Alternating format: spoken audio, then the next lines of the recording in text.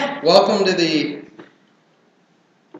Paper Tigers Book Club event for May of 2013. It's already May, unbelievable. My name is Doug Warren. I'm one of the co-directors of the X Foundation, and I'm very pleased tonight to, well, before I introduce the speaker, I want to mention too, because I didn't do this on the last video, that we have a website in case you're interested in visiting us, learning more about our organization and how it came about. MalcolmXLansing.org is our website, and our presentation last month from Pachu Maiz is on the website proudly right now for people to see. And we're taping this one as we speak, so we're going to have these regularly up on the website now because I have a computer now that's in the 21st century, so I can do these things now a little bit easier than before. But we're also on Twitter and Facebook, Malcolm X Lansing on Twitter and Facebook as well. So if you're interested in those platforms, you can join us there. Our email address is malcolmxlansing@gmail.com. And since September of 2011, we have met here at the end of every month for our Paper Tigers Book Club. So it's been going for a while. And tonight, very pleased to have our speaker. He is one of the co-founders, just like myself, of the X Foundation. His name is Dennis Burnside, and his book that he's going, not his book, but the book he's going to be presenting tonight is called Midnight Rising, John Brown and the Raid That Sparked the Civil War by Tony Horwitz. And Tony is a previous author of a book called Confederates in the Attic. So I myself have not read this book yet that's being presented tonight, so I'm looking forward to hearing Dennis's take on it. And I don't have enough time to read, to be honest, but we all know how that works. But anyway, without further ado, I want to introduce our speaker tonight. He's a friend of mine. I've known him for probably over a decade. And as most of us here, I guess we kind of got acquainted through sports. But as we became closer friends, we've morphed. Our friendship is more far beyond that. Like me, who's a father of a 9-year-old. He has a daughter who was born, I think, roughly 2 weeks either before or behind my 9-year-old. So we got that in common, among all kinds of other things. I won't get into all that stuff. Maybe someday when we're old and gray, we'll do a show about that. But anyway, without further ado, my good friend Dennis Burnside, please welcome him.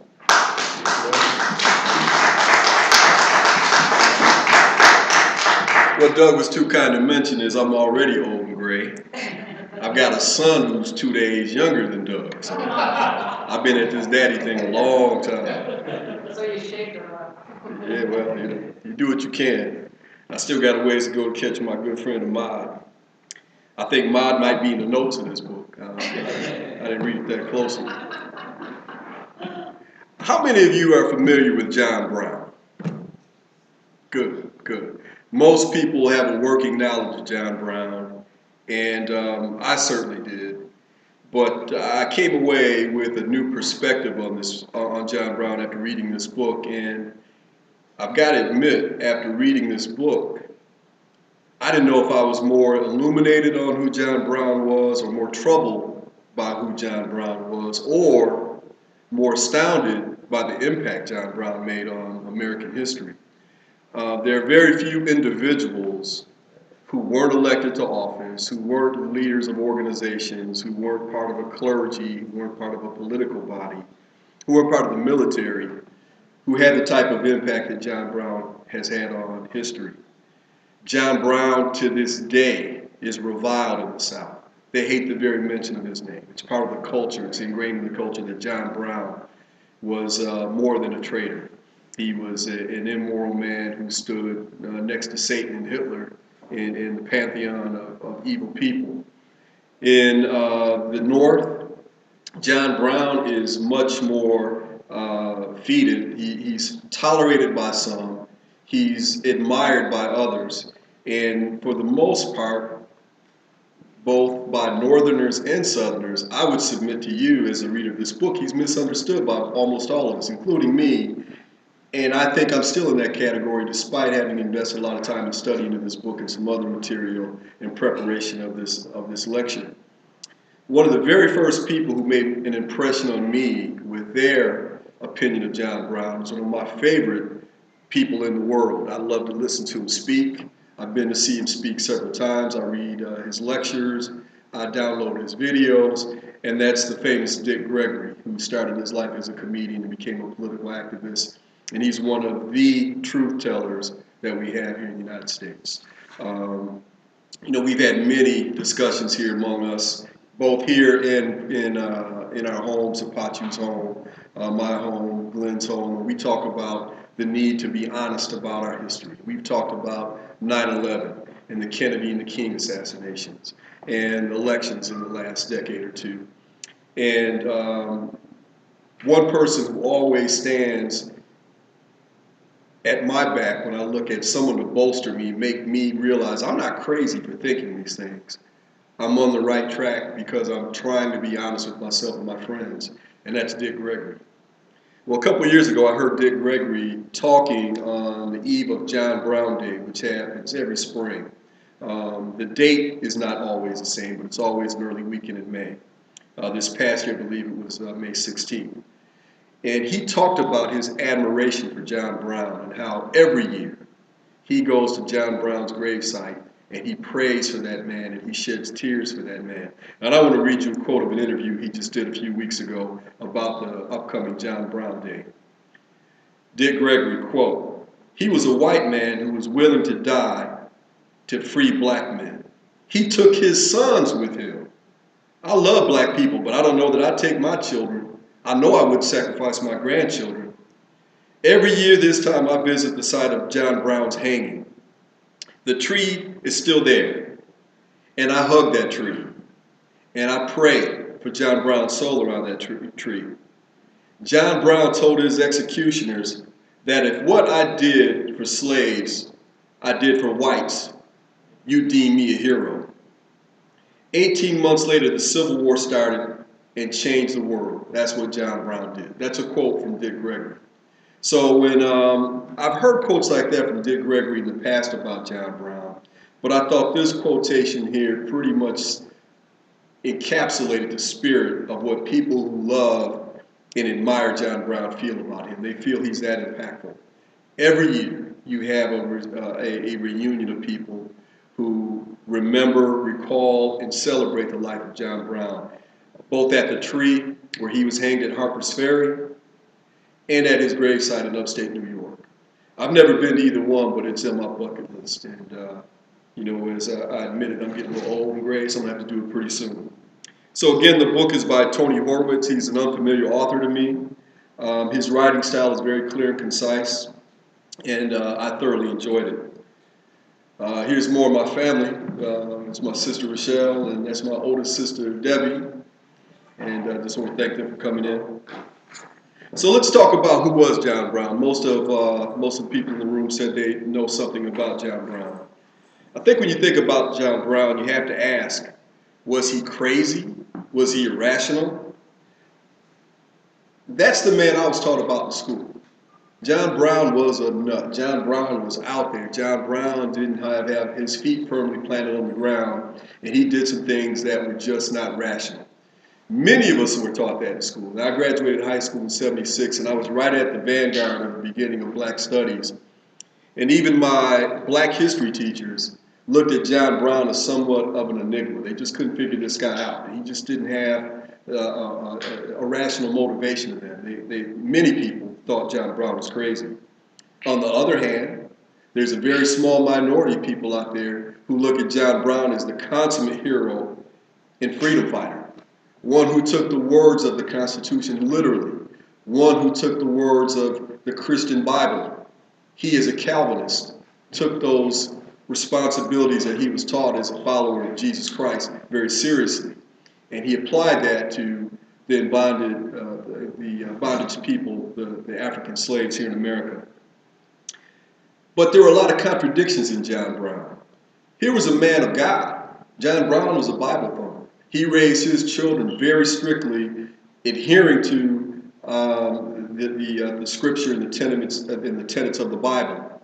But here's a man who would kill without hesitation.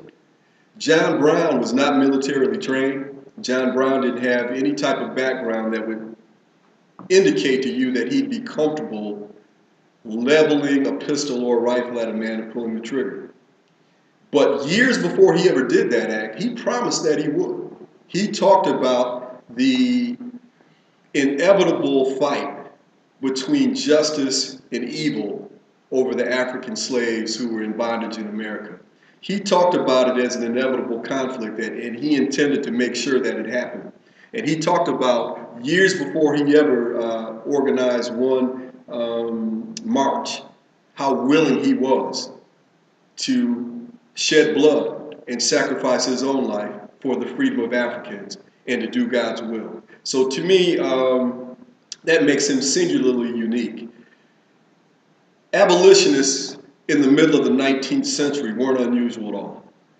A lot of abolitionists in the North, but most of them are pacifists. We have to look at the people like the Quakers and other organizations who were stringently opposed to slavery, but they wouldn't raise their hands to kill a fly. They did not believe in violence.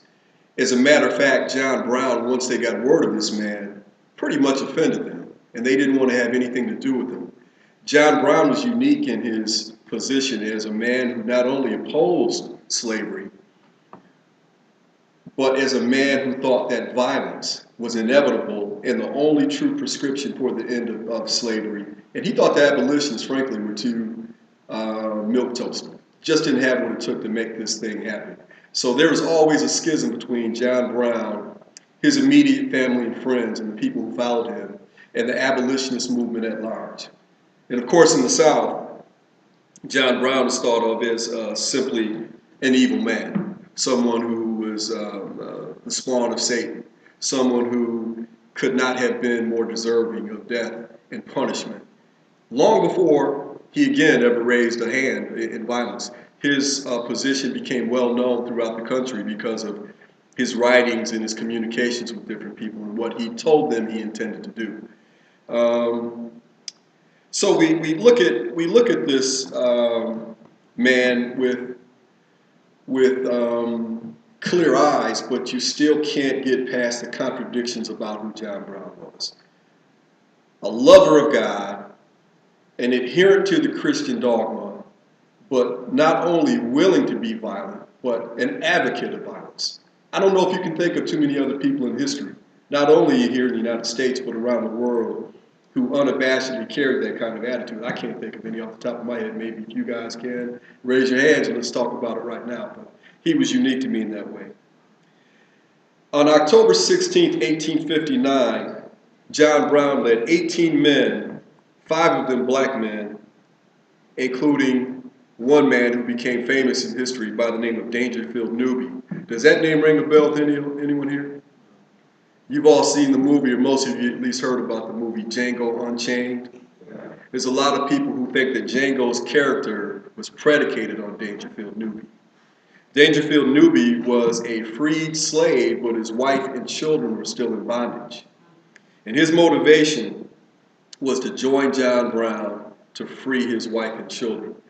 Remember a conversation Ahmad and I had a few weeks ago, and we were talking about the willingness of our forefathers who lived around the turn of the century, or just before the turn of the century, during the height of Jim Crow, and their willingness to pay their life's savings, which at that time would comprise of $1,200, $1,500, maybe $2,000, in order to buy a marriage license to marry their woman. That's how much it meant to them to be the husband of the woman they loved, to be the husband of the woman who had already borne their children, because they had to jump the broom or because they just simply couldn't afford to be married. You recall that conversation? Dangerfield Newby had a fortune relative to the middle of the 19th century. He had $700 in the bank, cash, and he was ready to spend every penny of that to free his wife and children. She used to write him these long, impassioned letters about how much he needed him, and how much she loved him, and how much she missed him, and how much the children needed him and loved him and missed him, and how much it would mean to her if she could just see his face one more time before she died, join the ancestors. It's kind of letters that, reading them, it makes you feel as if you're almost a voyeur, looking over someone's shoulder inappropriately at their very private and loving communications. But you can tell by this communication how much this man and woman meant to each other. And here's a man who didn't hesitate to join John Brown for his own selfish motivation, and that was to free his family. Now today, we got some cats out here who went across the street for the family, but I digress. 1850, we found the United States a peaceful but divided country. We, at that time, had never had a president assassinated, although President Johnson had an assassination attempt against him, and a lot of that had to do with his resistance to a central bank, and we can go into the Rothschilds and the Bilderbergers and things like that later. Ain't that right, Doug? But up until that point, we had never had any indication that we had potential for a violent conflagration, a violent conflict between sections of the country. But even though it was peaceful, there was a lot of tension. The North was heavily industrialized. In the South, cotton was king. And because cotton was such a huge export by the middle of the 19th century, 3/4 of all United States exports was comprised of cotton, and that was going to Europe.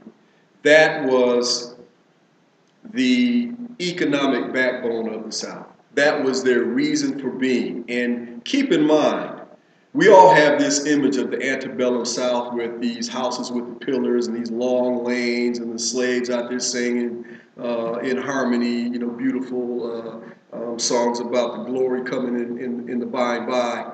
But that really wasn't the South until 1839, 1840. 1839 and 1840 was a time when we had the cotton mill being fully deployed. And because of that, it made the bondage and the employment, or deployment I should say, of African slaves very economically motivating, and more people became cotton farmers and had huge cotton plantations. Now keep in mind, at this time the United States government had a standing army of only about 15,000 men, and they were dispersed all over the country.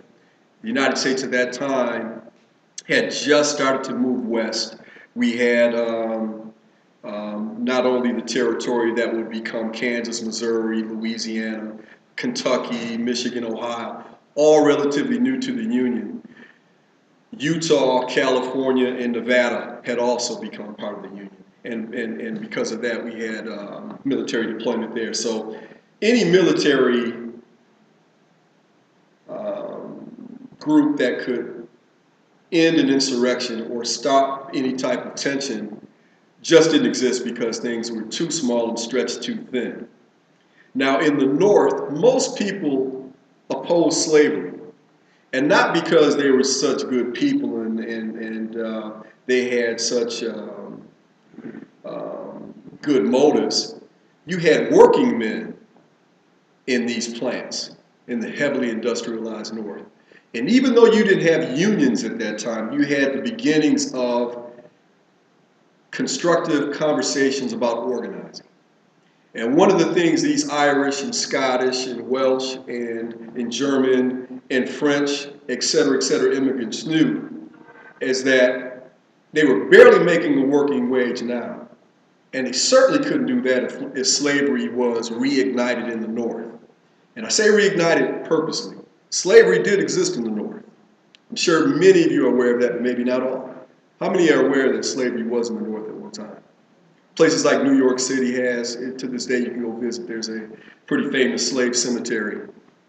But slavery eventually died of its own lack of its own momentum in the North. It just wasn't an economic benefit, and because you did have such a heavy influence by more liberal or left-leaning Christian organizations who just saw it as an abomination. But in the South, by 1840, slavery was huge. Slavery was looked at a way to not only keep the South viable economically, but to expand the scope of slavery, you needed to have more slave states. The northern industrial states certainly had the power to expand anywhere they went, as long as there's water, timber, ore, you were going to have industry. But you also needed, based on what the South's economy was based on, you needed to have more states as they came online, states like Kentucky, states like Maryland, states like Tennessee, Missouri, Kansas, and even out west. You needed more and more people in bondage to keep this economic model going that made the South, which was separate and apart from the northern part of the United States with respect to culture, viable. You needed to have that happen. Lincoln, Abraham Lincoln as a senator who had presidential ambitions, had a very pragmatic position on slavery. He thought that it was wrong. He thought that it should be ended. But he also thought that Africans were empirically, just by DNA, inferior. And he thought the best way to settle the issue was to keep slavery limited to the South, where it already was, and to export or to move Africans who wanted to back to Africa. Have them resettled there either voluntarily or by compulsion. But he thought that the best way to settle this issue was just to remove Africans from the northern states and leave the South be until it died on the vine, because his theory was eventually slavery would just die of its own volition. Now, it's interesting that when Harper's Ferry battle started, we saw people there in one capacity or another who would end up being pivotal characters in the Civil War. Jeb Stuart was there as a soldier in the Union Army putting down a resurrection. Robert E. Lee, as a Virginian, was part of the effort to put down the insurrection at Harper's Ferry. In fact, Robert E. Lee was a leading general, and he fought Brown tooth and nail. Stonewall Jackson, who we've all heard about, the gallant, heroic, brave Stonewall Jackson of the Confederate Army. He was actually a guard of Brown after his capture. And of course, John Wilkes Booth made it his business to be in Harper's Ferry as soon as he could get there. And he was in the audience when John Brown was hung. And we'll find out later how much John Brown's actions in the face of his imminent death inspired John Wilkes Booth. Brown made it his business to make this conflict inevitable. He created a garrison of abolitionists and started doing little guerrilla raids. Never anything that was violent, just enough to scare people and to put the word out there that there were people who would fight back. Now, Brown, as I mentioned earlier, came from a family of Calvinists, and they had a very strict upbringing with respect to how they carried themselves. There was a Bible in the morning, there was a Bible at noontime, there was a Bible at night. They worked extremely hard. John Brown spent his childhood learning how to be a sheep herder, learning how to be a tanner, learning how to be a farmer, different endeavors, and his father Owen, nor John Brown, was ever successful economically. They are always on the verge of starvation, always on the verge of bankruptcy. Every enterprise they ever entered into failed. John Brown didn't have a business mind, but John Brown was a very determined man, and because he had such integrity and determination, people would willingly enter into business agreements with him only to see them fail. So he looked like the very last man who would eventually spark a civil war in the United States. He was born in Connecticut as a Calvinist, and then his family eventually moved to Ohio on one of their business ventures. Now, how many people here are familiar with the Calvinist dogma or ideology? Okay. They're pretty strong here in Michigan. The people in Grand Rapids and Kalamazoo, the side of the state where I grew up on, or Pachu grew up on, refer to themselves as Dutch Reform. And among the Calvinist teachings, one of the things they believe in is you are what God made you. So if you're wealthy and prominent and have a lot of advantages in life, it's because God wanted it that way. And if you're poor and you're disenfranchised and you're hungry and you're poorly educated and you don't have access to advantages. That's the way God wanted it. And because of this upbringing, again, I found it more and more remarkable that John Brown would make the effort that he did on behalf of people who didn't have a thing. He disagreed with his Calvinist upbringing with respect to Africans. He always looked at African people as human beings on the same level as him, as equals, as deserving of God's gifts, as intellectually capable of having the work ethic, of having the love for their family and their children. He was truly revolutionary when you consider that even abolitionists who advocated for the freedom of African slaves viewed them as, a little bit less than us, more like children, someone who needs our help in order to navigate themselves in this cold, cool, calculated world. John Brown never viewed Africans that way. And because of that, his Calvinistic religion sometimes came in conflict with his family.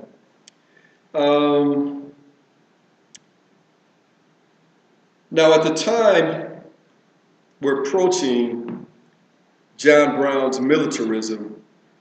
The United States population was heavily in the industrialized North.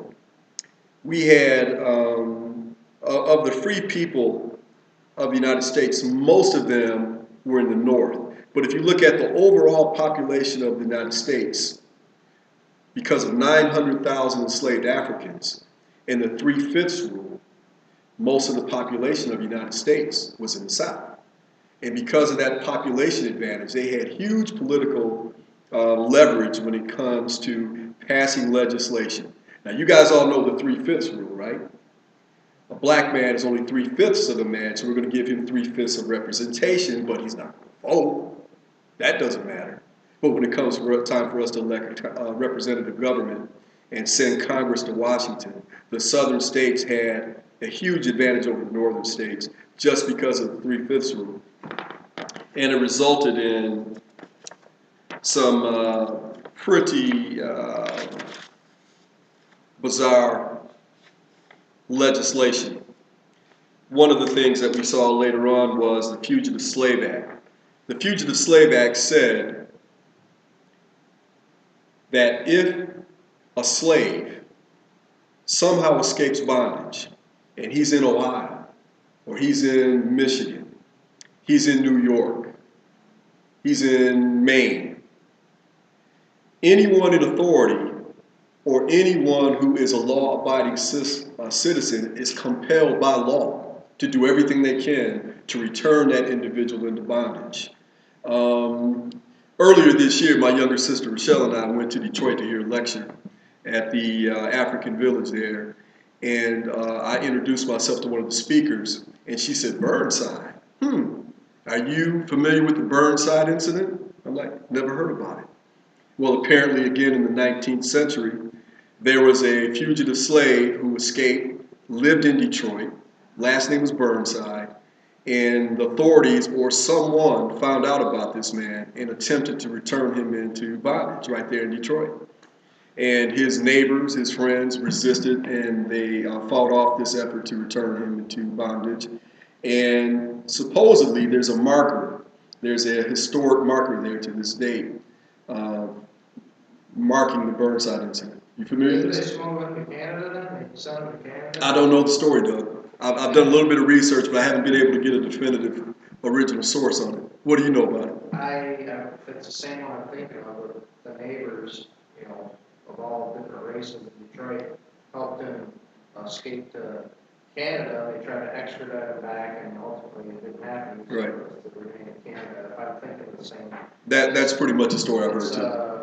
It was a part of the book Detroit, an autobiography that came out last year. I read. I think it was one of the small short chapters. Okay.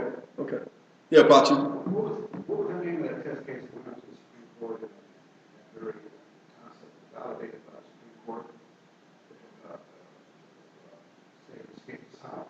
Yeah, that What was that case? Plessy versus Ferguson. Yeah. Okay. Yeah. I think what's important about that is that was the Supreme Court decision. Absolutely. That supported that. Absolutely. We're going to see some similarities between the government that we saw in the early 21st century and what happened in the 1850s. We're going to see a lot of similarities where the Supreme Court says the law is what we say it is.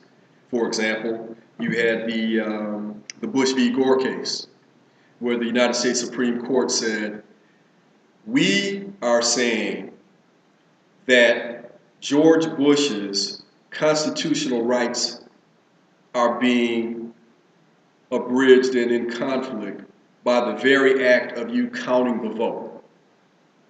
And because of that, we're going to order the state of Florida, despite what their Constitution and the United States Constitution says, to stop counting the vote. But in addition to that, and you may know this, Thomas, because you're a lawyer, there is a Latin phrase that says, this decision will not live as precedent. It's only for this one case. That's what the United States Supreme Court did with Bush versus Gore.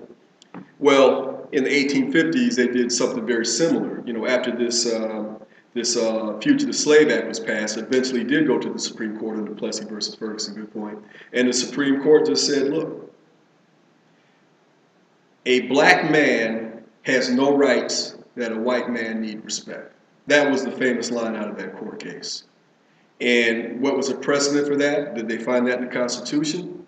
Did they find that in the Declaration of Independence? Did they find that in any of the state laws of the northern states who won the Civil War? Of course not.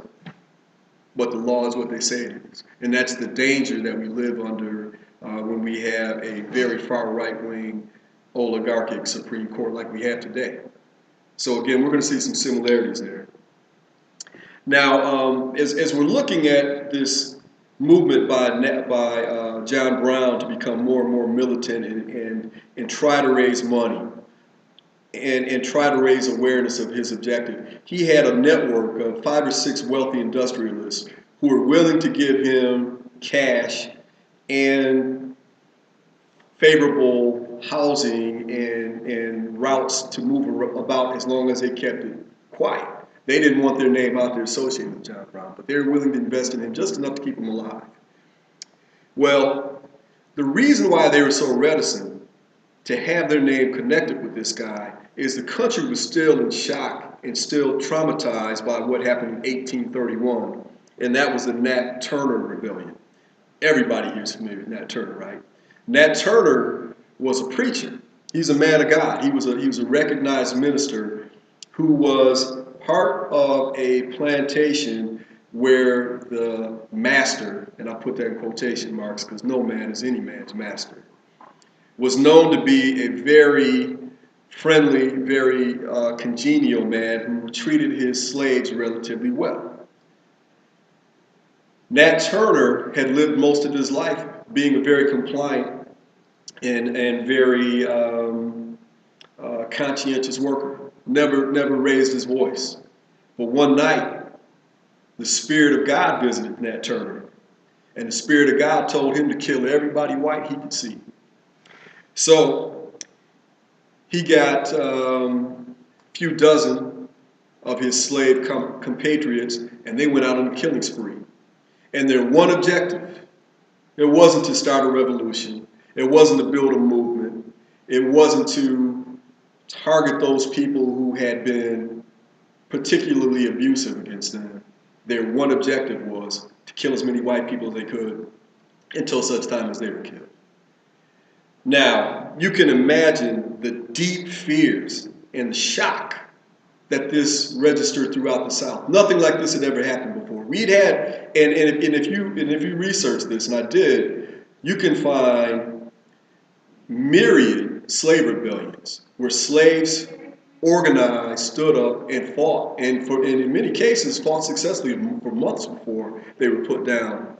But what was unique about Nat Turner, unlike these other rebellions, was he didn't seem to have a particular objective. He wasn't looking for a fast boat to Africa. He wasn't looking for a safe haven where they could live in peace. He wasn't looking to make a political statement. He was looking to kill people. He was looking to kill white people. And what they did was particularly brutal. in that they killed men, women, and children, and they used machetes and knives, and what they did was regarded as very, very brutal in terms of dismembering and decapitation and disemboweling. They went to an extreme, it seems, to make a point.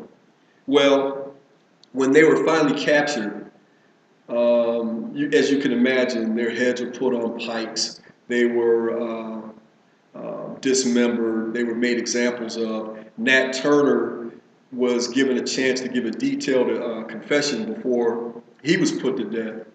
And there's a controversial book called Nat Turner's Diary because it is not 100%, not with 100% fidelity to Nat Turner's confession. It was written by a white man, and it was written by a white man who tried to get inside of Nat Turner's head and say, I'm going to flesh out his confession. Now, I've read that book a couple of times. It's a fascinating book, but you have to keep in mind it's almost as much a work as fiction as it is a historical document. But you can find Nat Turner's confession. And when you read Nat Turner's confession, you can see why people in the South were put in total fear by what he said and what he told them his objectives were. His action galvanized the South and the North. The South became more and more aware of the threat that these Africans, who outnumbered them 4 or 5 to 1, represented in their midst.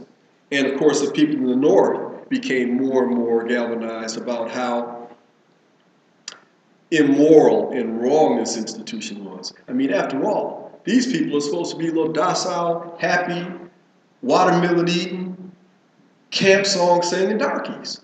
They're supposed to be happy. They're not supposed to be so mad that they're going to stand up and rebel and take lives. What's going on down there? So you started to see this schism grow wider between the North and South about almost 60 years before Harper's Ferry. John Brown moved to Springfield, Ohio, and Springfield, Ohio in the 1850s was a huge hotbed of abolitionist activity. It was a location where a lot of freed Africans went, either because they had purchased their own freedom, had been released by their slave masters, or they were fugitives. And in the city in 1848, John Brown met Frederick Douglass for the very first time.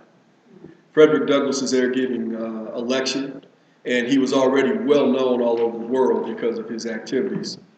So Nat Turner Rebellion happened before? Yes. Before these guys? Right. It happened in 1831, so it was almost 30 years before Harper's Ferry. Was that the most obvious precedent set by a slave rebellion? No, there were others. There are a lot of slave rebellions from the late 17th century, because you have to remember slavery came to the United States in the 17th century. The very first slaves who came to America came on the good ship Jesus, and check this out, they weren't Africans, at least not directly. They were descendants of the Moors, the black Africans who went into Spain and built the universities at Grenada and the other great cities, built the libraries. And as Christianity and the monarchies became stronger and stronger, the Moors who were left over lost their economic and their political strength, and they were seen as, and they were treated as fifth-class citizens. So the very first slave ship that came to the United States was comprised of the descendants of the Moors, Africans from Spain, who were brought into the United States at Jamestown, King James of Spain, Virginia. And because of that, you have a long history of slaves who knew who they were and knew where they came from. And that was always important when you're talking about slave rebellions. Remember a few months ago I did the book about the Haiti Rebellion? And one of the key organizing principles of those slaves was the fact that they could all still speak their native tongue. They all still have their spiritual practices. They all still had their cultural connection to the food, to the ground, to the sky. They still worshiped their God, not the white Christian God. And because of that, they were never enslaved mentally. What you see in the United States was a concerted effort after Jamestown to make sure that Africans were never put together in a way that they could have some type of unity based on a common background. Their native tongue was forbidden to be spoken. The type of food they're familiar with was forbidden of them. And because of this, you saw very sporadic but consistent efforts by slaves to rebel. But they had always failed because of efforts that, or issues that had to do with infrastructure. Where are we going to get some guns? We got the guns, where are we going to get some bullets? Okay, we got the guns and bullets, where are we going to get some food? Where are we going to get the wagons? Okay, we got all that. We won, where are we going to go? We can't swim back to Africa. So you had periodic and frequent rebellions from the 17th century all the way up to the end of the Civil War. If you ever get a chance, just go online and you can read a long list of them. There's hundreds of them. But they all failed, and they failed for the reasons we just discussed. There was just, unlike in Haiti, where you had a single island easily defended by people who had military training, who had a common purpose, a common language, and a common objective, and who could outfight the Spaniards, who could outfight the English, and who could outfight the French, and did it multiple times. You didn't have that in America.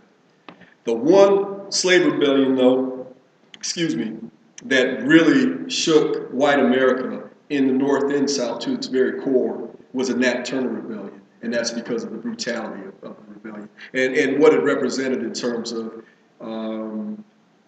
imparting fear on the population. It was almost like a terrorist type of strike because of their willingness and their passion to not only kill men but to kill women and babies. And I think that's the most striking thing I can tell you about the Apache. There were a lot of them, but the Nat Turner Rebellion, almost 60 years before Harper's Ferry, is the one that stood out in the consciousness of Americans.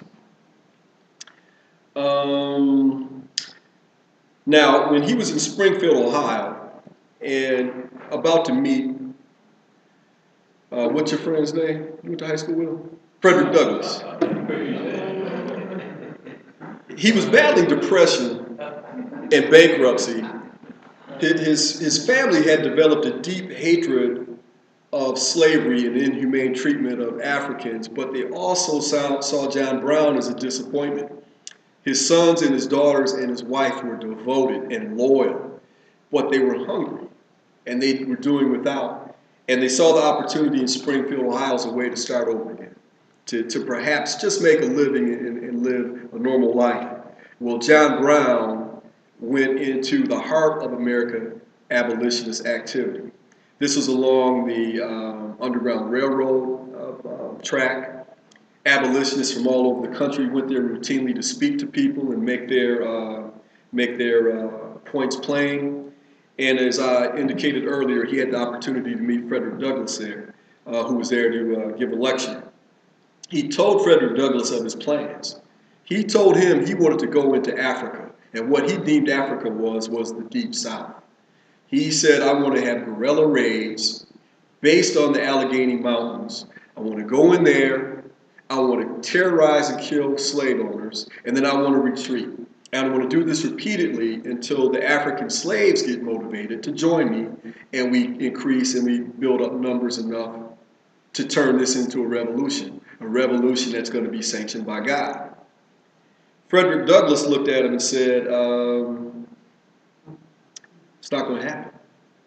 It's not practical. I admire your position, I admire your courage, and I admire your devotion to the freedom of enslaved people, but that's just not the way to go about it. You can't go to war against people who are property of others in this way. We're going to have to figure out another way to do it. Well, John Brown pretty much told Frederick Douglass they were just going to have to agree to disagree, because he didn't see anyone ever coming to a rational conclusion about the end of slavery outside of violence. To say that Douglas doubted his plan is an understatement, but Douglas also came away deeply impressed by John Brown. He talked about his sincerity and his commitment and how much, unlike other abolitionists that he'd worked with, how much he knew that he could look in John Brown's eye and see a man who saw him as a man. It made quite an impression on him. So, again, around the time of 1850, when the Fugitive Slave Act was passed, we saw cotton production begin to boom, all from the 1840s into the 1850s. The 12 richest counties in the United States of America were in the Deep South.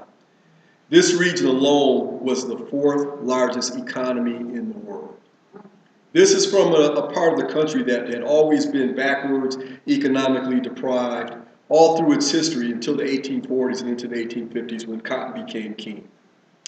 Because of this, the Southern politicians and the Southern oligarchs, they could do math. They knew that the North had the infrastructure and the manufacturing capability with their heavy industry to outpace them if the status quo remained the same.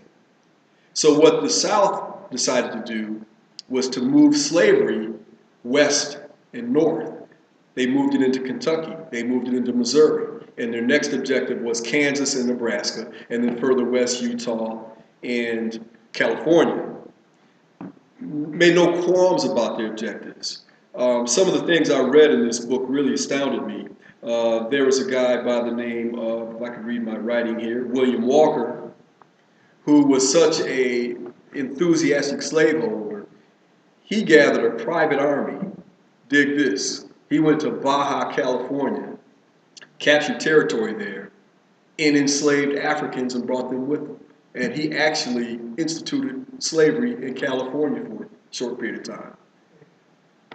After he had that success, he got on a ship and went to Nicaragua, where slavery had been in place before and it had been outlawed. Well, he took his gangster army down there, defeated the army of the Nicaraguans, and reinstituted slavery.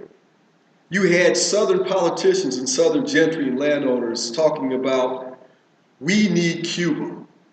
We've got to have Cuba. That's our destiny. That belongs to us. We need to have slaves and we need to have that sugar. We need to have that land. Does that sound familiar to you? Remember, weapons of mass destruction? That was about oil. That was about having to have something that didn't belong to you. No different in the 1850s.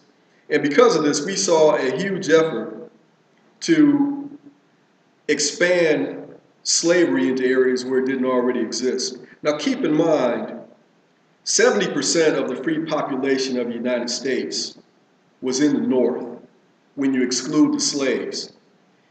And 80% of their economy was industry.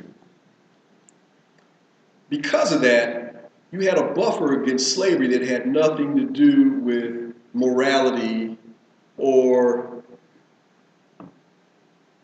being the right thing to do, charity, love, Christianity. It had to do with that pragmatic decision that we talked about earlier, the northern industrial workers who were starting to talk about how they could organize to get better living wages. And the last thing they wanted to see were these southerners coming up here and bringing their slaves and working for free and displacing them. So that buffer, with the schism that had been building for decades now, was the wall that the South could not penetrate. So they knew they had to go to the North and West. So, because of the legislative advantage that the Southerners had, remember we were talking about the 3/5 rule, and they had a larger majority of the Congress? They were able to pass the Kansas-Nebraska Act. The Kansas-Nebraska Act essentially said, whoever can immigrate to Kansas and Nebraska can set up their own government, and by their free white man status, they can vote into whether or not they have slavery there. So you had a land rush into Kansas. Now, we've all heard in history bloody Kansas, right? Does that all ring a bell with you guys? We're going to find out now why Kansas was so bloody. as these territories and these towns are being established, you had elections that came up, and they were, for the most part, illegitimate is a kind way to put it. The 1855 census of the entire territory of Kansas was 2,905 people. And when I say 2,905 people, I mean white men. Women couldn't vote. Indians couldn't vote. Africans couldn't vote. So we're talking 2,905 eligible voters. The pro-slavery faction took control of the vote count, and they won by a margin of 5,427 votes. Do you know what I'm saying here? Yeah. Does that sound familiar to you? Can anybody say Dade County? Nothing new under the sun. The same things that we saw in the early 21st century were going on all through this time period in bloody Kansas. Now, this outrage was not unrecognized throughout the country, and John Brown decided that's the last straw. We're going to go there and we're going to set things right. You had Missourians who, for the most part, were future Confederate soldiers who were Army veterans who were well trained, knew how to use a rifle, knew how to use a Bowie knife, and they were going into Kansas and they were finding anti-slavery towns and anti-slavery organizations and beating people up, intimidating people, stabbing people, shooting people, raiding, taking property, taking food stocks. John Brown and his sons, again, with no prior military training whatsoever, again, these are Calvinists, decided that they just had enough of this.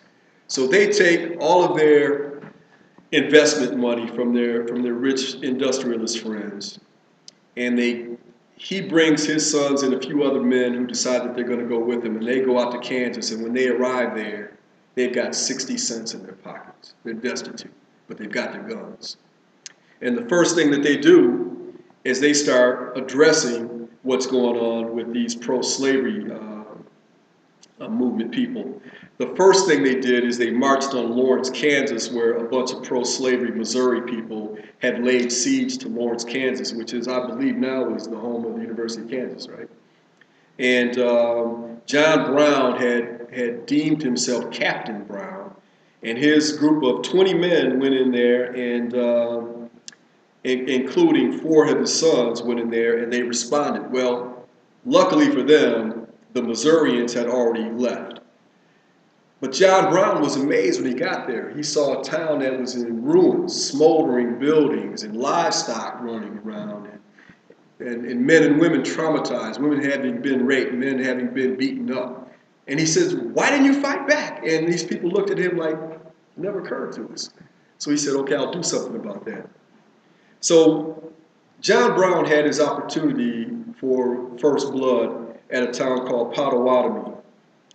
And it was a chilling message that he sent.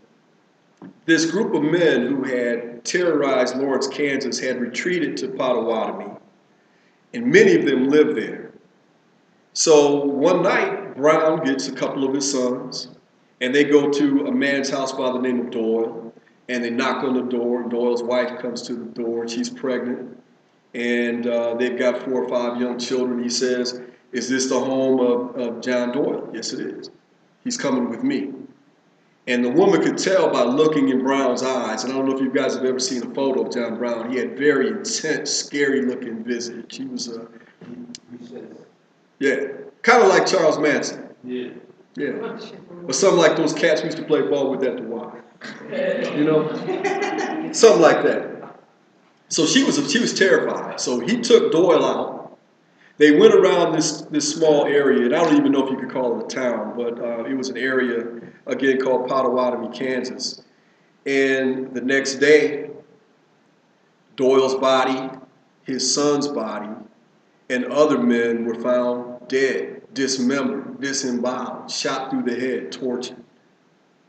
Keep in mind, this is a man who never shot, killed anybody, hardly ever fought. Was a Christian man, had no military training. but he meant what he said. And again, just like with the Nat Turner Rebellion, this activity really sparked a strong reaction. They had a battle a few weeks later, and John Brown had 20 men, and he faced this pro-slavery group that was 3 to 4 times bigger than him. And through intuition and intellect and luck, he convinced the pro-slavery forces that they were outnumbered. And John Brown defeated them and routed them and scattered them and took a few more lives. Now, during this time, his son Owen and his son, I forget his name now, starts with an H, they were traumatized by this. They didn't like the idea of cutting throats. I don't want to be too graphic for you guys, but I want to paint a picture of what this was like. You know, this isn't Disney. They didn't like cutting off fingers to get information. They didn't like gouging out eyeballs. They didn't like shooting people between the eyes at point blank range. But that's what they did under orders of their father, because their father wanted to make a point. Now, at this time, John Brown was a brave man, but he wasn't a fool. He was low on ammunition, he was low on stock, and he knew the comeback was coming. So they broke camp and they left Kansas. But they left a mark in history, and we'll never again hear the term Bloody Kansas and not know what that meant. Some of the most violent carnage that we've ever seen on American soil, even with respect to the Civil War. Those battles there were remarkable. So now John Brown leaves, he heads back east, and he starts putting together his plan to invade Africa. He had already been into the mountains of the Appalachians. He had been into the Eastern Shore areas on some of his business ventures, and he had already determined, as we talked earlier, about his idea that he wanted to use the Allegheny Mountains and that heavily wooded area as his basis for guerrilla raids, and then retreat and build up his forces as more and more slaves are freed. And he picked an area that was very unique in its beauty and also in its attributes, so unique and so beautiful that it was selected by the first president of the United States, George Washington, as the site of the very first United States armament. They decided, that George Washington said it was the perfect place. It's where the Shenandoah River and the Potomac meet. It's in a shallow plain, and it's surrounded on all sides by hills. It's a perfect place that we can defend. It's got water power for transportation. It's got timber for the gun stocks, and it's got ore for the gun. The rest of the parts. So that was the very first armament in United States history, was at Harper's Ferry. John Brown looked at this and said, this is the very place that we're going to strike our first bell. We're going to make our first strike there at Harper's Ferry. So again, summer of 1859, he meets with Frederick Douglass again. And Frederick Douglass walks away from this meeting even more convinced how wrong John Brown is about his plans and how inevitably doomed to failure he is. He tried to get John Brown to see the military disadvantages of being surrounded on all sides by hills, by easy access to his position from all different directions, be it the canals that they had built, the Shenandoah and the Potomac rivers, all the different trains that came in, and of course all the roads. John Brown didn't want to hear it. This is where we're going.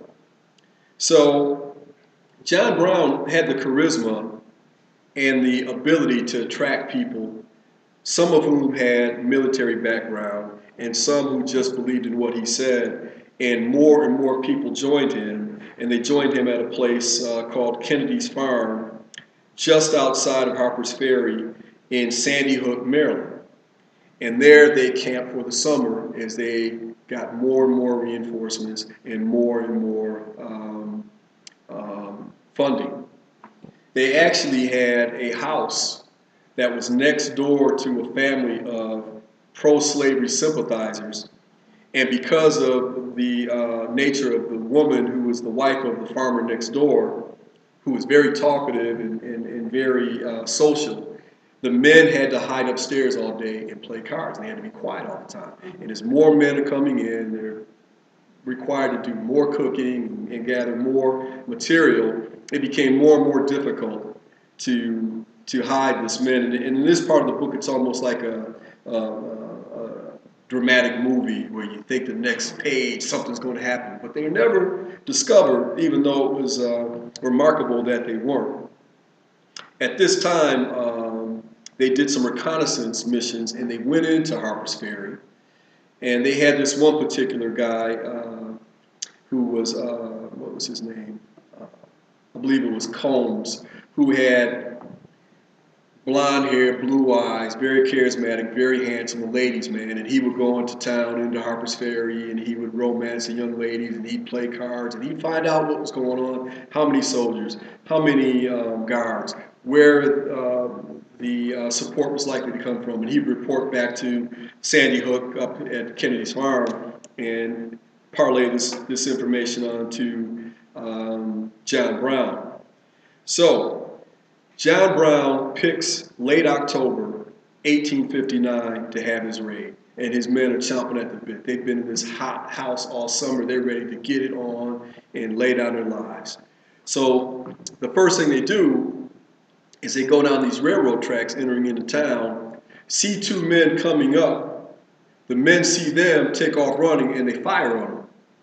The first man to die at Harper's Ferry was a freed black man who died at the hands of John Brown's men. You know, talk about the irony. And as they continued into town, they went to the home of a man by the name of Lee Washington, who was the great-grand-nephew of George Washington. They took his sword from him, which had been bequeathed to him by George Washington, and told them who they were and what they were about. And asked if any of his slaves, they didn't ask him, they asked his slaves, do any of you want to join us? Well, a couple said, yeah. Hell yeah. Yeah, we want to join you. They thought they had a whole army up the way. They didn't know it was just a couple, 15, 20 of them. So they join. They walk up to the gates of Harper's Ferry, which is a federal garrison. This is where the guns are made. There are 100,000 guns there. Now you got 20 men. You got 100,000 guns inside this garrison. You don't have a wagon. You don't have a plan. You don't have anybody to give the guns to, but you're going in there. So they walked up to this gate and they called one of the guards up. And this guy named Austin, who was known to be a very strong, physically developed guy, grabbed the guard. They took his gun, they reversed the gun on him, and they broke into Harper's Ferry like that. And they quickly overwhelmed the forces there. They took hostage a few of the men in the area at some of the bars and hotels, and they let all the women go. And now they're all ensconced inside of Harper's Ferry, surrounded on all sides. Well, it didn't take long before word got out. And at first it was just your local members of the community who heard about this group of black men, including Africans, who were talking about freeing all the slaves in the area. Well, Dangerfield Newby, again, the man whose life many people think Django Unchained was based on, was the very first man of John Brown's men to die. He was attempting to cross the road into Harper's Ferry. He was shot in the throat, and he died a long, long, painful death. And as he lay there choking and bleeding to death, the sharpshooters, well, these men took turns just shooting at him. And his body lay there for the entire 3 days. It was rooted out by pigs. It was rooted out by birds. It just laid there. And he never did get a proper burial.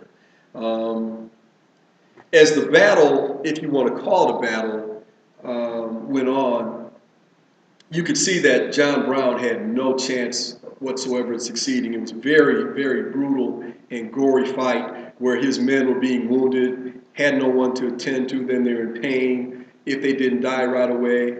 A few of the townspeople who had liquid courage in them would run out in broad sight and be shot down. Eventually, Robert E. Lee and his men came in, and they quickly took down the situation. They captured a badly wounded John Brown and a few of his Confederates, including a couple of black men, and they gave them a quick trial. And during this time, the governor of Virginia, a guy by the name of Wise, made it his business to bring in everyone he could from newspapers to interview this guy to see how crazy he was. Because when John Brown was first captured, he gave all indications and all appearances of being irrational and out of his mind, but he was in a lot of pain. Well, John Brown quickly started to recoup, and he started talking about how he was there doing God's work. And the more he was interviewed, the more sympathetic of a figure he became. All around the world, people are talking about, who is this brave guy? Who is this articulate guy? This guy should be a public speaker. And even the Southerners begrudgingly gave this man credit for being a very brave and strong man and had the courage of his convictions. He would talk to anyone. All the Southern newspapers who came along, magazine writers, local politicians, local business people. Yeah, John Brown set up shop. He talked to people all day. But the one exception he would not make is he wouldn't talk to Southern clergy. Again, I'm going to read a quick quote. You know, time before last, my wife told me I shouldn't read, I should talk to you guys. So I'm making an effort. So if I'm skipping around a little bit, that's why. All right. He was harshly critical of the Southern clergy. He called them carriers of religion who violated the laws of God and nature by supporting the horrors of slavery. And he refused to talk to them. He called them hypocrites. He called them every name in the book, but he wouldn't talk to them. So he was scheduled to be hung on December 1st, 1859. And there was a real fear in the South that because of his actions and because of the sympathy that he had been able to generate just in a couple of months, because remember, he was first shot at the beginning of November, around November 2nd. December 1st, a month later, he's ready to be hung. In that short period of time, he had generated such respect and admiration that there was a real fear in the South about what would happen when they hung this man. The South is still determined to maintain slavery, but they're also in fear, and they're becoming more and more involved and invested in discussions about militarism. How are we going to defend ourselves? We need to have our own guns. We need to have our own cannons. We need to have our own protection against these Northerners because they're all just like John Brown. That's our enemy. It isn't just John Brown, it's the North. That's who they are. Now, John Brown no more represented the North than I represent the Republican Party. But that was the fear. That's how much of an impact he made on the social culture at that time. Northern abolitionists also began to change their tune. Remember, they were horrified by John Brown initially. They thought he was violent. They thought he was something that they had never conceived of. They thought that belligerency and militarism would never be the end to slavery. It was being a pacifist and being nonviolent in the way that we saw in the future from Gandhi and then Martin Luther King. They thought that was the way to approach this thing with morality and righteousness. Well, John Brown convinced quite a few abolitionists that now John Brown's got the right way to approach this thing. What we're hearing in the newspapers and from the editorials, the unabashed support we're seeing out here in the heartland, John Brown had the way to go. On the other side of that coin, we had men in that audience like John Wilkes Booth, who had read all these quotes from John Brown and had heard the story and was fascinated by him. John Wilkes Booth was an actor. He wasn't a politician, and he certainly wasn't a military man, but he made it his business to be there to see who the hell this John Brown was and what he was all about. So on the day that John Brown was hung, He refused to act as if he was meeting his death. He didn't want to sit in the carriage. He rode on top of his coffin. And all along the way, he acknowledged everyone who was there to see him, both friend and foe. He spoke his last words with strength. His voice didn't quiver. He didn't hesitate. He refused a bandage and a head cover. He spoke of his righteousness and even went so far as to ask other people how they were. People who hated John Brown, people like John Wilkes Booth and the governor of Virginia, were astonished and admired John Brown's courage as he went to the gallows. He never let on that he was ever in fear. He never let on that he had any regrets. The only time John Brown showed anything less than poise was when he was actually hung because the rope was not long enough and he strangled rather than had his neck broken. And they said his left arm twitched some, but outside of that, he never let on that he was about to meet his death. Well, now we have the battle lines drawn. The South knows that it's on. We've got to militarize, and we've got to militarize fast because our way of life is under threat. In the North, no, pardon me? What year was that when it was on? This is 1861. I'm sorry, 1859. I'm sorry, the Civil War started in 1861. So just a little less than a year and a half before the start of the Civil War.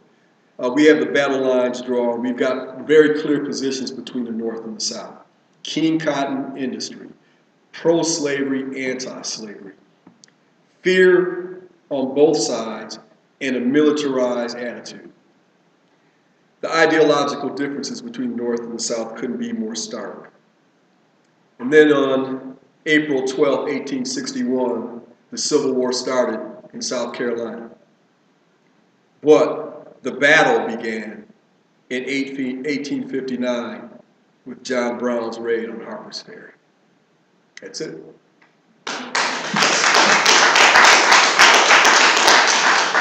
Take any questions?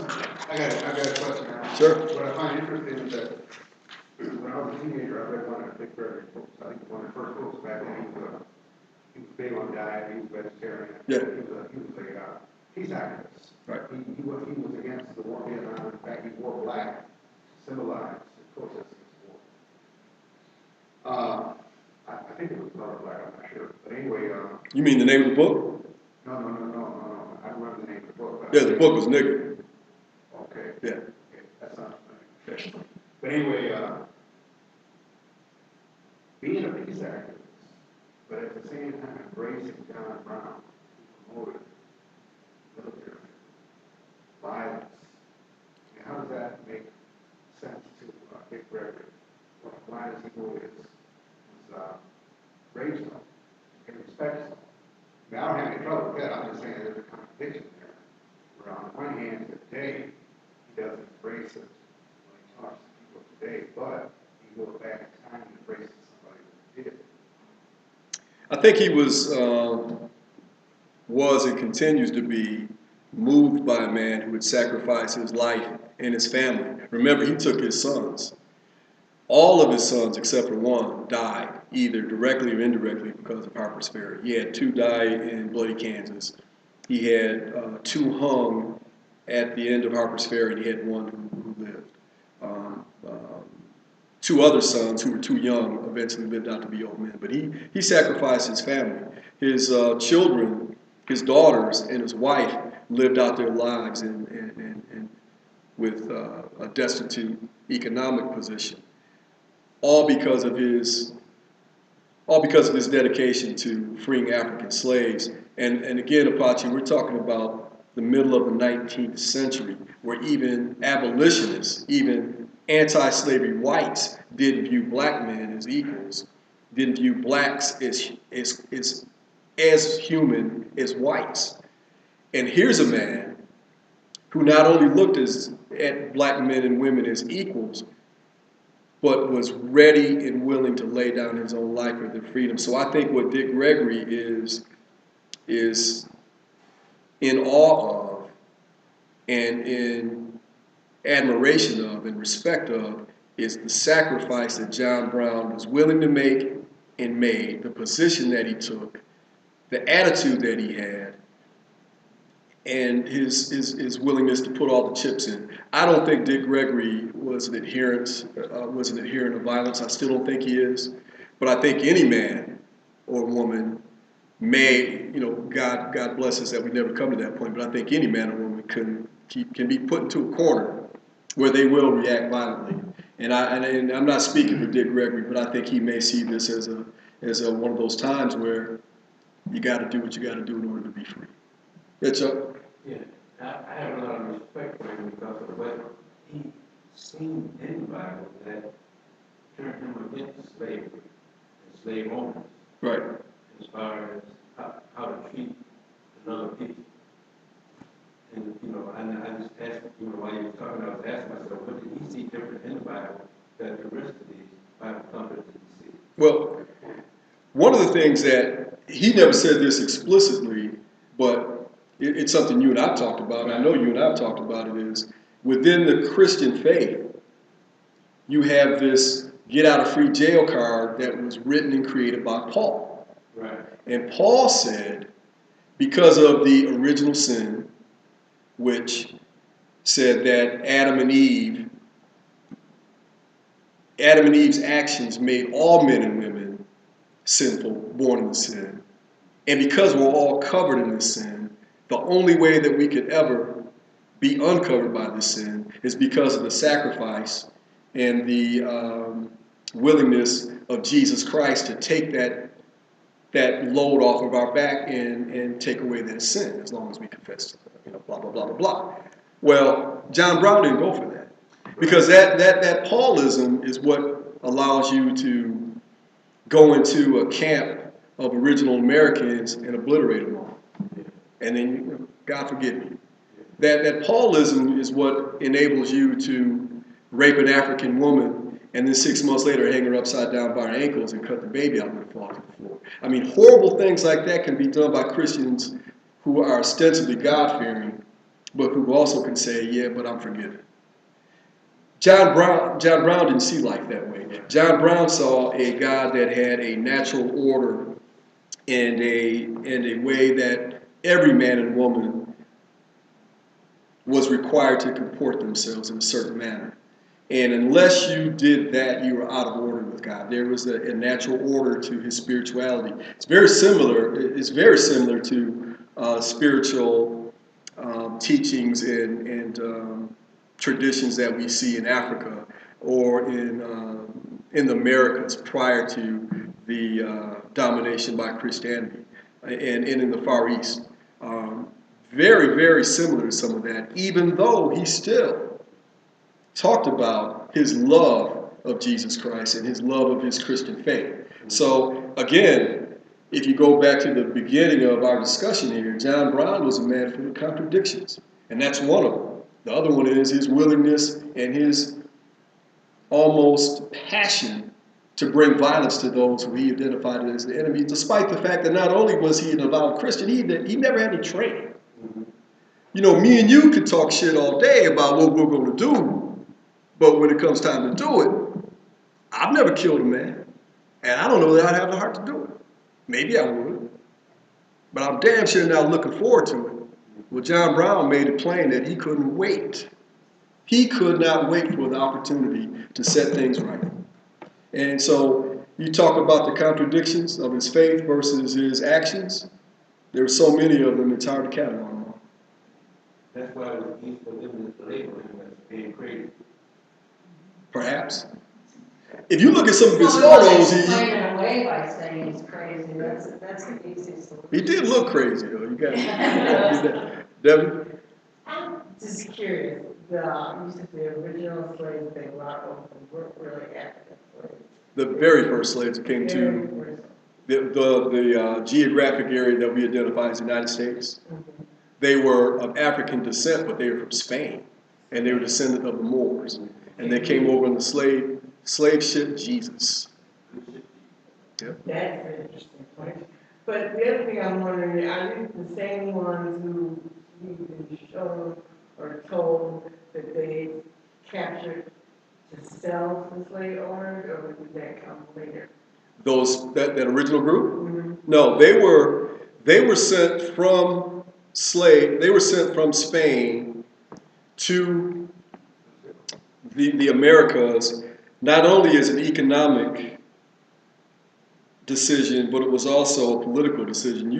If you ever get a chance, read some Randall Robinson. There's a couple other authors who've written some books about the activities of the Moors in Spain. The Moors came to, if you look at the history of, say, Kemet, which is the land area that the Greeks called Egypt, they had 25 dynasties. The last two came around the time of Alexander the Greek, around 333 BC. You had another 23 millennia in advance of that. You had periods of time as long as 3,000 years where you had no war. You had a very well-established social order. So out of these people, you had a very proud and a very learned and a very intellectually capable people. And the last gasp of that was the people who came out of northern Africa called the Moors. Now, some went west, and they went to an area that we now call Mali, and they're known as the Dogon tribe. And that's an interesting story. Rochelle and I talked about that in the past. But the Moors went into Spain, went into Portugal, went into Western Europe, and actually built universities, taught architecture, taught mathematics, taught science. This is all relatively recent history. Built castles. The castles that you see in Africa that were there first are the European model. So they did all this, but while they were there, they were arrogant. They mistreated the Spaniards. They mistreated the Europeans. They weren't Spaniards at that time. And as they became more and more outnumbered and weaker politically and economically, people turned on them. And they went from the kings to the paupers. So by the time you get 800 years later, and you're talking about the beginning of the African slave trade, the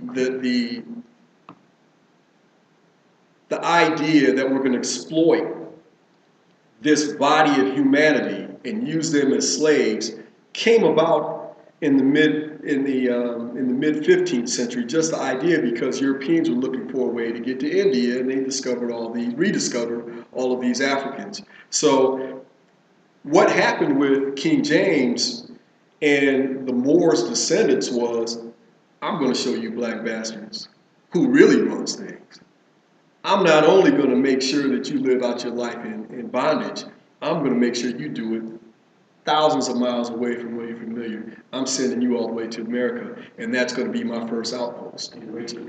Yeah, that's the first slave ship that ever came, and it came from Spain, and it did not come from Africa. Real quick, I think you can answer. But anyway, I had read that a former conquistador named something de las Casas, That's a priest. Bartolome de las Casas, who was a conquistador turned priest, who was ashamed of the way he participated in the conflicts of the Western Hemisphere and enslaving the Indians, helped pass so-called law outlawing Indian slavery, and the Catholic Church introduced African slavery officially. Are you familiar with that? No, I'm not. I need to read about that. I'm not familiar with that. And they came over as an interest slave. So it was the Catholic Church that officially introduced African slavery to the Western Hemisphere on paper. Yeah, I'm going to do a book.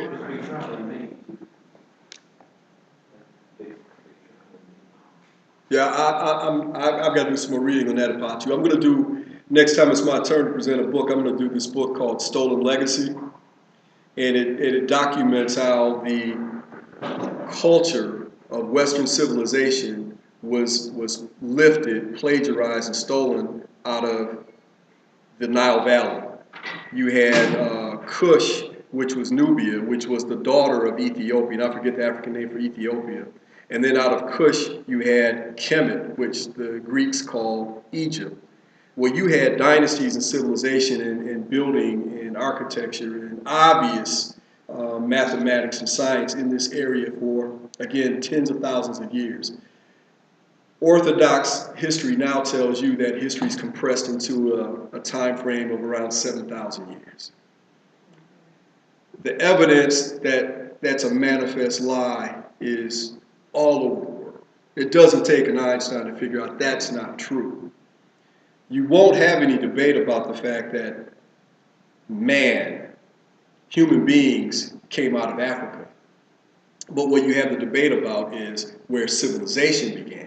Did it begin in the Fertile Crescent? Now, you know, the area we call the Middle East. Did it begin in Greece? Or did it begin in Africa? The establishment of the answer to that question, I think, would change the paradigm of our politics, of our religions, of our cultures all over the world. So I guess to get back to your question, I'm not aware of that particular law by the Catholic Church, but I am aware of the fact that the Catholic Church, through the Council of Nicaea and the Council of Ephesus, established many of the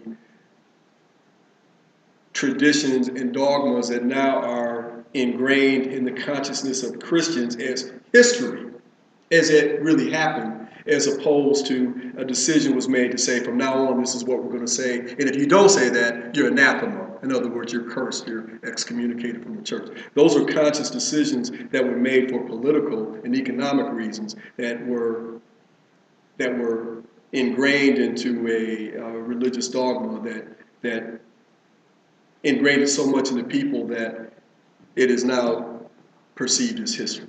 And that's the next book I want to do when it's my turn in a few months. But that whole Europe was Christian and white, so everything came from that when you're talking about it. It's just a generality that's true. I don't know. What was your question again?